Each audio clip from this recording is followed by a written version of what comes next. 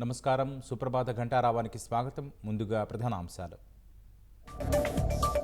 నేడు సచివాలయంలో మంత్రివర్గం భేటీ. అమరావతి పనులపై చర్చించే అవకాశం.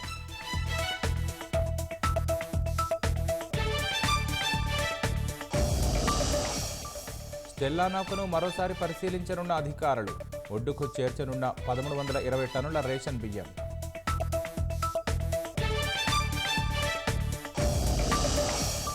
కోస్తా తీరం వైపు దూసుకొస్తున్న తీవ్ర అల్పపీడనం. ఏపీ, తమిళనాడులో భారీ వర్షాలు కురిసే అవకాశం.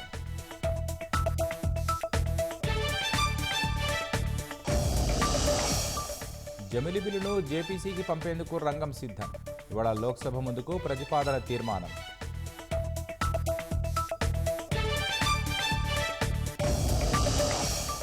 సరిహద్దుల్లో శాంతి స్థాపనకు భారత్, చైనా నిర్ణయం. స్థిరమైన సంబంధాల అభిప్రాయానికి ఏకాభిప్రాయం.